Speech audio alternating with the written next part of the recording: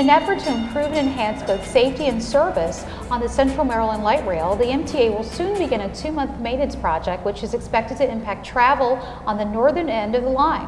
Deputy Director of Light Rail, Michael Wiedeker, joins us with all the information you need to know about this important project. Hi, welcome to Commuter Connections again. Thank you, Joe. You've become quite a regular. You're a regular here. This is my fourth time. I'm telling you, you may break the record. I don't know, you and Henry Kay. Yeah. Well, I'm glad you're here today. I know there's some great things that are out there, but before we get into this project that's planned, let's talk a little bit about light rail, because you know, folks out there, they jump on it, they ride it, but they don't really know what's going on with the system. So in general, how long has MTA had a light rail system? Well, we had the light rail system from Timonium to Camden Yards. We opened up opening day for Oil Baseball in 1992. So that was back in, I won't even tell. That's 20 years. Gosh, that's 20, yes it is. But from Timonium to Hunt Valley, that's been in existence for 15 years. Okay. That was an extension we did later on. Okay. Now, what is the length of the light rail? Like, how long does it run, and what are the endpoints? We have a 30-mile system. Okay. And it goes from Hunt Valley to BWI, and from Timonium to Cromwell Station. Okay. And we also have a shuttle train that goes between Penn Station and Camden. Right, and that's kind of like a little hook. Connect the Mark and the Amtrak. Exactly, yeah. And that's a good thing to point out, that there is connectivity between our light rail system and the Mark train system. And the Metro Subway at Lexington Market. Exactly. Yeah. So that's great. There is a greater connectivity. Now, we discussed there are some enhancements and improvements that are planned that are going to impact service. And when we say enhancement and improvements, that means work, maintenance work. So what's happening? Well, what we're doing on the north end, basically north of Timonium, there's 5 crossings that we have to replace. Okay. Now, let me explain what a crossing is. A crossing is basically where the trains cross over a street. Okay. It's not a regular track, it's a crossing. Okay. And so we're replacing 5 crossings up there, and replacing some rail in the very tight curved areas, because that wears out faster than straight rail. All of that is in an industrial area. That's like a work industrial park area. Yeah. Okay. And now what are the impact? What's the impact to going out and doing that work on folks who maybe commute from Hunt Valley on down?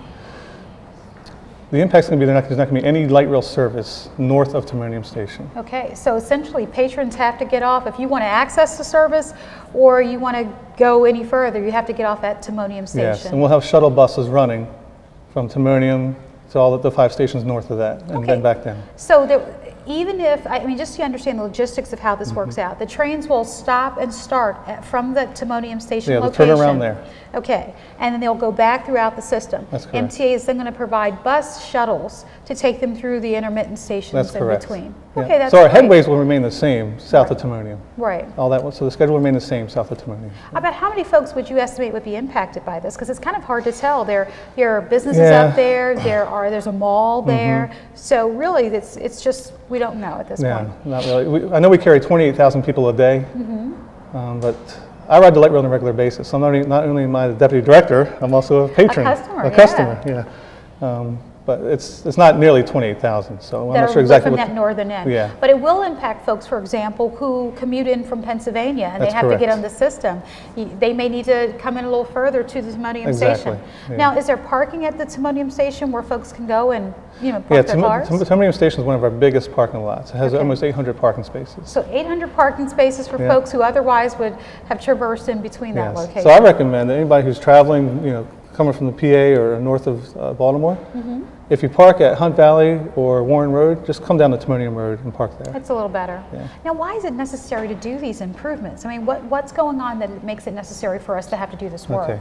Like we mentioned, that section of track is 15 years old. Okay. And the crossings, we've done some temporary repairs over the last 3.5 years, where it's called mud jacking, where we inject a concrete mixture under the crossing. To kind of support to kind of support it, let it dry for 2 days, and then, so we've done that three times in the last 3.5 years. Right.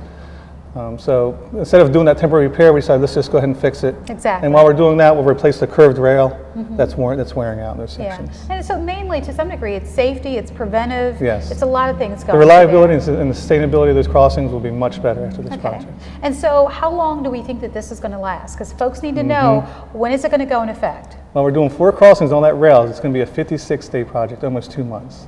May 5th to June 30th. Wow. So folks, take note of that. Yes. May 5th, May 5th to June 30th. You better have it together. Now, I know there's people that work at McCormick. There's people that work at the Hunt Valley Mall area. Yeah. So I recommend they take the shuttle buses to those locations and walk. Now, are you all doing outreach? Is MTA doing outreach to let folks know, listen, I don't want to show up on May 5th and where's my train? Exactly. So what we're doing right now is that operators are making internal announcements inside the train at those 5 stations. All right. We have our PA system working. We're doing this show here. We have our website. So we're reaching out to the public. And I ride the train, so I'll tell people, hey, May 5th, go to Timonium. Yeah, and will we have signs at those stations to let people know that if you miss it, Yes. they miss all the things you're doing. Well, they show up at the station, they'll see signs that this station is temporarily closed until. Yeah, and there'll be signs pointing them, actual arrow pointing them in the direction of the shuttle bus. That sounds great. Yeah. Wonderful. Well, you know what? All we can do is inform and educate and provide resources for folks. Yes. Now, if they want to get detailed information, where should they go? Should they go to our website Yes, or mtamaryland.com. And click on the light rail link, and there's also an advisory page that will give you more details. That sounds great. Okay. And if they really have problems, should they come see you? Absolutely. Look, I get on the train at 8:19 at Timonium. If you want to meet me, I'll ride the train. And I'll they meet can you voice there. their That's concerns right. until That's May right. 5th. Yes. That's right. That sounds great. Well, thank you so much for you're joining welcome. us, and we appreciate it. And we're going to have you back just to see how things worked out. Yeah, after a wrap up, after we do the project, see how it goes. That sounds great. Okay. Already, oh my gosh, you'll set a record. You'll be here 5 That's times. right. Looking forward to it. Henry's not going to like it. Sounds great. Coming up next, we'll give you a chance to ask the MTA questions you have about transit service, so stay with us.